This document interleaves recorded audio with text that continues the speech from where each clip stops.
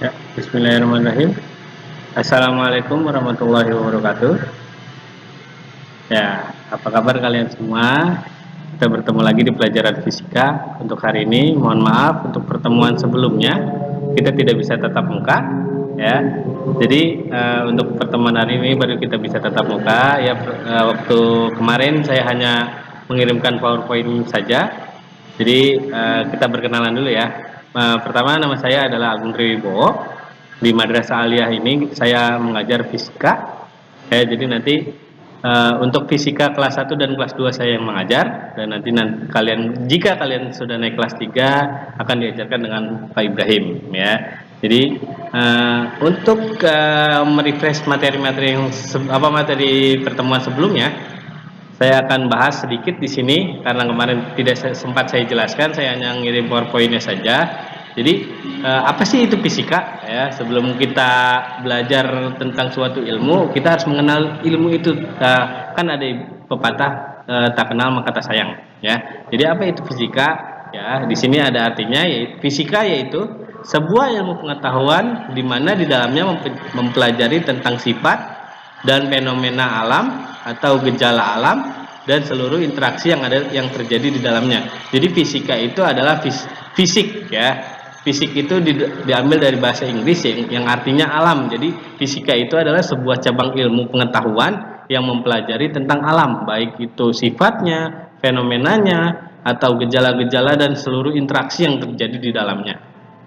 Ya. Untuk selanjutnya, kemarin sudah saya jelaskan juga di PowerPoint juga sudah saya cantumkan apa itu hakikat ilmu fisika ya. Sebenarnya ada manfaat juga, tinggal kalian baca lagi aja PowerPoint-nya. Nah, sekarang hakikat ilmu fisika itu ada 3 ya. Fisika bisa dijadikan sebagai produk, sebagai proses, dan sebagai sikap. Nah, untuk lebih pahamnya kalian bisa baca lagi di materi yang sebelumnya. Itu sudah saya jelaskan secara rinci ya. Kita di sini hanya sekilas saja. Ya, jadi kita akan melanjut ke materi selanjutnya, yaitu tentang metode ilmiah ya. Jadi metode ilmiah di dalam ilmu fisika ya.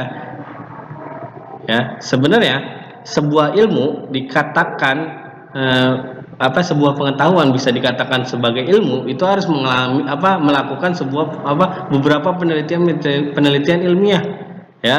Jadi harus dibuktikan secara metode ilmiah ya. Nah, supaya pengetahuan itu disebut ilmu, nah ini ada syarat-syaratnya nih, ada beberapa syarat. Yang pertama adalah objektif. Jadi pengetahuan tersebut harus objektif. Apa sih arti objektif? Ya, pengetahuan harus sesuai dengan objeknya atau didukung fakta. Jadi sesuai fakta.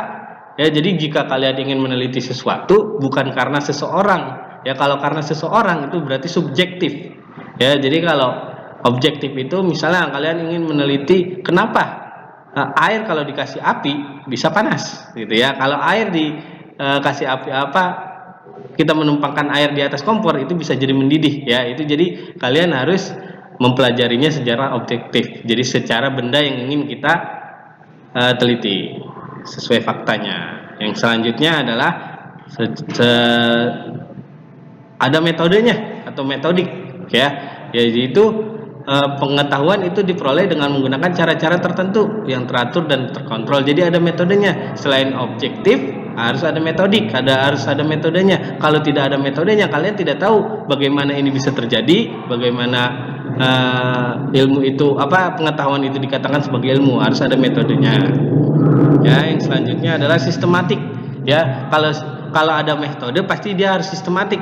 Ya, jadi pengetahuan itu disusun dalam satu sistem yang satu sama lainnya saling berkaitan dan saling menjelaskan sehingga seluruhnya merupakan satu kesatuan yang utuh.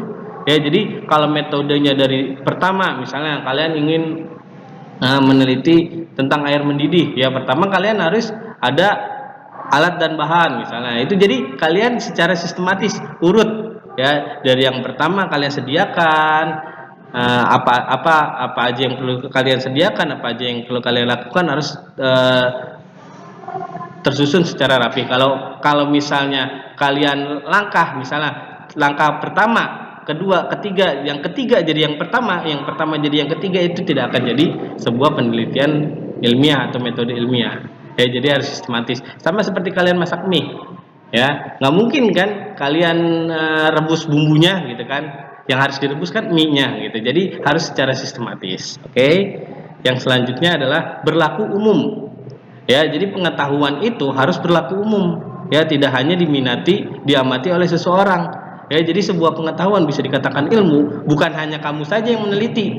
Ya, bukan hanya seseorang aja yang meneliti. Jadi harus sudah dicoba oleh beberapa orang. Ya, baru itu bisa dikatakan pengetahuan itu adalah sebagai sebuah ilmu. Ya, yang selanjutnya, jadi untuk syarat sebuah pengetahuan bisa disebut ilmu hanya ada 4, ya. Yang pertama objektif, metodik, sistematik, dan berlaku umum. Oke. Yang selanjutnya yang mau kita pelajari adalah langkah-langkah atau tahap-tahap melakukan metode ilmiah. Ya, jadi nanti udah dari awal untuk kalian menembus ijazah di Madrasah Aliyah Al Jihad ini, kalian harus melakukan penelitian ilmiah. Ya, penelitian ilmiahnya itu langkah-langkahnya adalah seperti ini. Yang pertama, ya, kalian melakukan pengamatan atau observasi. Jadi intinya ini itu kalian mencari judul. Ya, apa sih yang mau kalian teliti? Ya, misalnya nanti saya akan kasih contoh metode ilmiah dari tahap pertama sampai tahap terakhir. Ya, yang kedua itu merumuskan masalah. Biasanya merumuskan masalah ini berisi tentang pertanyaan-pertanyaan. Ya, misalnya tadi air mendidih, ya. Kalian mau meneliti tentang perubahan tentang air mendidih. Nah, ini perumuskan masalahnya. Kenapa sih air mendidih jika dikasih api gitu ya? Jadi saya nanti akan kasih contohnya. Dan yang ketiga adalah mengumpulkan data atau informasi. Ya, setelah kalian membuat pertanyaan, nah kalian harus mengumpulkan data selengkap-lengkapnya. Ya, seperti alat dan bahan, caranya, cara mendapatkannya, seperti yang tadi syarat-syarat ya. Terus yang selanjutnya adalah membuat hipotesis. Hipotesis ini adalah jawaban sementara. Ya, jawaban sementara. Jadi ini setelah di langkah nomor 2 kalian membuat pertanyaan, nah di nomor 4 ini adalah jawaban sementaranya. Ya. Jadi kalau mengapa air mendidih jika dipanaskan? Nah, nomor 4 ini kalian jawab karena ada sifat zat cair yang jika terkena benda panas dia akan berubah menjadi zat gas misalnya gitu ya. Jadi nanti akan saya kasih contohnya yang lebih tepat. Dan yang ketiga adalah melakukan eksperimen. Ya, setelah kalian mengumpulkan data, setelah kalian oh iya nih karena ada ini nih, kan kalian ada tuh teorinya perubahan sifat zat cair menjadi gas, itu kan ada tuh teorinya. Nah, itu yang bisa kalian jawab untuk membuat hipotesis. Nah, setelah itu kita buktikan apakah hipotesis itu benar atau salah. Ya, jadi kita buktikan. Ya, jadi kalau untuk membuat hipotesis terserah kamu mau jawabnya ini benar atau ini salah, itu terserah kamu. Ya, itu jadi namanya hipotesis. Ya.